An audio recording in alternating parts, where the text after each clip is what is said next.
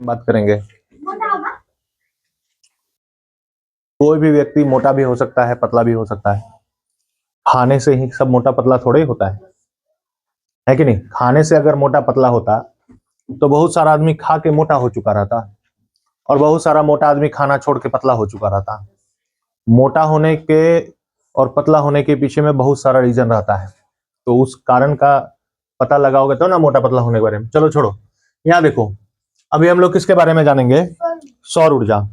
ऊर्जा के बहुत सारे स्रोत के बारे में तुम लोग जानता है, जैसे कि विद्युत ऊर्जा, प्रकाश ऊर्जा, है ना? बहुत सारा ऊर्जा है, लेकिन आज हम लोग स्पेसिफिक एक प्रकार का ऊर्जा के बारे में जानेंगे जिसका नाम क्या है? सौर ऊर्जा। इसको सोलर एनर्जी भी कहते हैं। वर्तमान समय में सौर ऊर्जा जो है हमारे ऊर्जा का एक बहुत ही बड़ा प्रमुख साधन बन चुका है, क्योंकि बाकी सारे ऊर्जा के स्रोत जितने भी हैं उसमें कुछ ना कुछ हानियां हैं या उसके कुछ दुष्प्रभाव हैं, लेकिन सौर ऊर्जा ही एक ऐसा ऊर्जा का साधन है जो सीधी मात्रा में हम लोगों को स्वच्छ रूप में प्राप्त हो जाता है और इससे कोई प्रदूषण उत्पन्न नहीं होता है सौर ऊर्जा में। और ये कहीं पर भी दूर दराज ऐसा क्षेत्र में भी उपलब्ध हो सकता है जहां पर कि ये साधारण दूसरे ऊर्जा के स्रोत नहीं पहुंच सकते हैं। ठीक है, इसलिए हम लोग आज पहले जानेंगे सौर ऊर्जा के बारे में। सूर्य से प्राप्त होने वाली ऊर्जा है। सूर्य की रोशनी हम लोगों के धरती पर आती है ना, है ना? सूर्य का रोशनी जो हमारे धरती पर आता है और उसी को हम लोग कहते हैं क्या? सौर ऊर्जा, जिसे सौर पैनल और अन्य तकनीकों द्वारा बिजली और गर्मी में बदला जाता है। सोलर प्लेट तुम लोग लगा हुआ बहुत जगह आजकल देखा होगा, सड़क किनारे, दुकानों के छत पर, घरों में, बहुत सारी जगहों पर देखा है कि नहीं? सौर पैनल लगा हुआ। यह एक स्वच्छ और नवीकरणीय ऊर्जा स्रोत है। स्वच्छ इसलिए है क्योंकि सौर ऊर्जा जब हम लोग उत्पन्न करते हैं उसमें किसी भी प्रकार का हम लोगों को गंदगी देखने को नहीं मिलता है, ना धुआं का उत्पादन होता है ना? ना किसी प्रकार के रसायन या गंध का उपयोग होता है। यह नवीकरणीय ऊर्जा का स्रोत है, यानी कि यह कभी समाप्त नहीं हो सकता है। एक बार उपयोग करने के बाद यह दोबारा फिर से हम लोगों को प्राप्त हो जाता है। इसलिए कौन सा स्रोत है?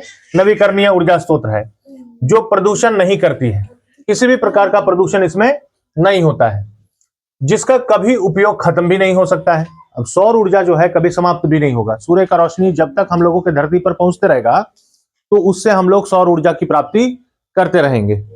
ठीक है, इसीलिए नवीकरणीय है। एक बार उपयोग कर लिए फिर हम लोगों को मिल जाएगा अगले दिन, फिर आज उपयोग कर लिए फिर अगले दिन मिल जाएगा हम लोगों को, यानी ये समाप्त नहीं होने वाला है। लेकिन बाकी सारा ऊर्जा का स्रोत जो है एक ना एक दिन समाप्त हो जाएंगे, है ना? जैसे कि देखो, कोयला एक दिन समाप्त हो जाएगा, पेट्रोल एक दिन, क्योंकि इनके भंडार सीमित है। और सौर ऊर्जा का भंडार सीमित नहीं है, असीमित है। असीमित रूप से हमारे पृथ्वी पर आ रहा है। हम लोग इसका उपयोग जो है बहुत सारे कामों में करते हैं। कौन कौन से काम में करते हैं? देखो, घर में, व्यवसाय में, उद्योग में, बिजली बनाने में, पानी गर्म करने में, खाना पकाने के लिए इसका इस्तेमाल किया जाता है। बात समझ रहा है? बड़े बड़े फैक्ट्रियों में अभी के टाइम में बड़े बड़े मोटर और मशीनों को चलाने के लिए सौर ऊर्जा का उपयोग किया जा रहा है। बिजली बनाने के लिए इसका उपयोग किया जा रहा है। बड़ा बड़ा सोलर प्लांट बनाया जा रहा है जिसमें बड़ी मात्रा में बिजली का उत्पादन करके घरों तक पहुंचाया जा रहा है। पानी गर्म करने में, सर्दी के मौसम में गर्म पानी की आवश्यकता होती है लोगों को, तो सौर ऊर्जा से ही पानी गर्म हो रहा है। खाना पकाने के लिए सोलर कुकर आ चुका है मार्केट में। ठीक है, एक डब्बा जैसा संरचना रहता है, उसके अंदर बर्तन रख दो, उसमें भोज्य पदार्थ जिसको पकाना है वो रख दो और उसको धूप में रख दो, खाना पक जाता है। उसको सौर कुकर बोलते हैं। तो सौर ऊर्जा का देखो कितना सारा उपयोग हम लोग कर रहे हैं अभी के समय में, है ना? जिससे जीवाश्म ईंधन पर निर्भरता कम हो जाती है। अभी ज्यादातर ईंधन के जो स्रोत हैं वो जीवाश्म है। जैसे कोयला जीवाश्म ईंधन है।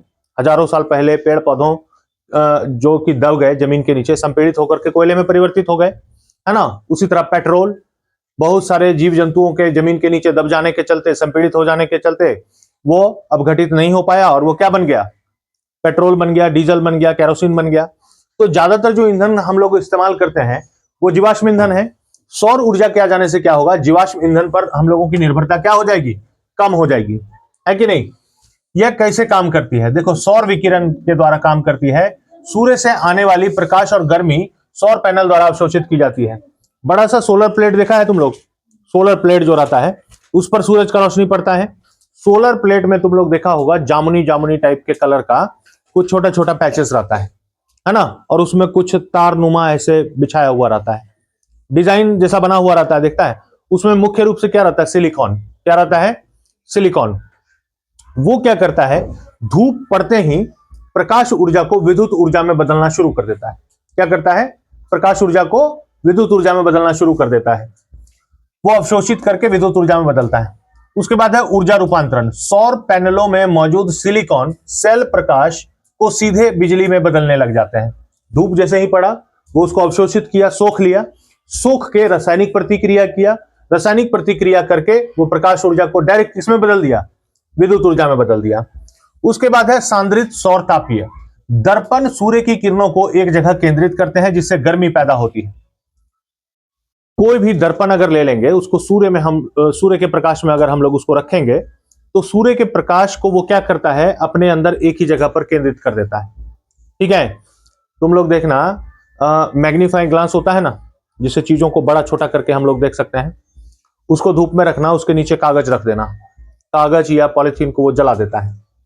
सूर्य का प्रकाश, सूर्य के प्रकाश को वो क्या करता है, एक जगह केंद्रित करके नीचे एक ही फोकस पर काफी ज्यादा गर्म स्वरूप में पहुंचाने लग जाता है, जिससे उसके नीचे में हम लोग कुछ भी रखेंगे वो जलना शुरू हो जाएगा। तो दर्पण कोई भी होता है ना, तो वो क्या करेगा, सूर्य के प्रकाश को एक जगह केंद्रित करके गर्मी को बढ़ा देगा। क्या करेगा, गर्मी को बढ़ा देगा। तुम लोग को एक्सपेरिमेंट में भी हम दिखाएंगे, देखना। और फिर उस गर्मी को बिजली से बिजली बनाती है या पानी गर्म करने में उसका उपयोग किया जाता है। उसके बाद देखो इसका सौर ऊर्जा का मुख्य उपयोग क्या है। सबसे पहला उपयोग है इसका बिजली उत्पादन में। घरों, कारखानों और सौर फार्मों में इसका उपयोग किया जाता है, मुख्य रूप से बिजली बनाने में। बिजली बनाने में किया जाता है कि नहीं। सड़क किनारे आजकल सोलर लाइट सब लगा हुआ है। दिन में वो सूर्य की रोशनी से अंदर स्थित बैटरी को चार्ज करता है, रात में उसी बैटरी से फिर उसमें बल्ब जलता है। जलता है कि नहीं, देखा है कि नहीं। तो बिजली बनाने का काम करता है कारखानों में और घरों में और फार्मों में। उसके बाद पानी गर्म करना, सोलर वाटर हीटर के माध्यम से पानी को गर्म करता है। वाटर हीटर आता है आजकल, उसका प्लेट छत पर लगा दिए, पानी का टंकी वहीं लगा दिए, पानी गर्म हो रहा है। खाना पकाने में सोलर कुकर का उपयोग किया जाता है, थोड़ा देर पहले बताए ही। लाभ इसका क्या है, पर्यावरण के अनुकूल है, इसमें कोई कार्बन उत्सर्जन नहीं होता है। बाकी हम लोग जितना भी जीवाश्म ईंधन को जलाते हैं, उपयोग करते हैं, उन सब को जलाने के बाद कार्बन का उत्सर्जन होता है, यानी कार्बन का मात्रा धरती पर बहुत ज्यादा बढ़ते जा रहा है जीवाश्म ईंधन के जलने के बाद। लेकिन सौर ऊर्जा का उपयोग करने से कार्बन का उत्सर्जन होता ही नहीं, ठीक है, क्योंकि डायरेक्ट उसको सोखा जा रहा है, विद्युत ऊर्जा में बदल दिया जा रहा है, किसी चीज का उत्सर्जन ही नहीं हो रहा है। तो वो उत्सर्जन नहीं होने से कार्बन का स्तर भी धीरे धीरे क्या हो जाएगा, घटेगा सौर ऊर्जा के उपयोग से। ये इसका सबसे बड़ा फायदा है। उसके बाद ये नवीकरणीय होते हैं। सूर्य हमेशा ऊर्जा का स्रोत रहेगा। अब सूर्य देखो, ऐसा तो नहीं है कि सूर्य को कोई ढक देगा, है ना, या उसका प्रकाश जो है पहुंचेगा ही नहीं, कम ज्यादा हो जाएगा, एक समान पड़ते रहता है। तो वो स्रोत कभी समाप्त ही नहीं होगा, फिलहाल में, है कि नहीं, समाप्त होने वाला है नहीं। तो समाप्त नहीं होगा तो ये हमेशा हम लोगों को प्राप्त होते रहेगा, है ना। इसके लिए हम लोगों को किसी चीज को खोजना नहीं पड़ेगा, कहीं जाना नहीं पड़ेगा, क्योंकि सूर्य का रोशनी हर जगह पहुंच जाता है।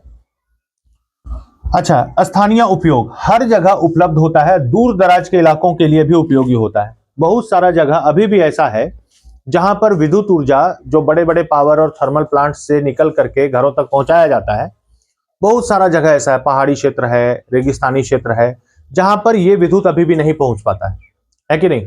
तो वैसे दूर दराज के इलाकों के लिए जहां पर इस प्रकार के विद्युत को पहुंचाना संभव नहीं है, उसके लिए सबसे बढ़िया साधन क्या है, सौर ऊर्जा।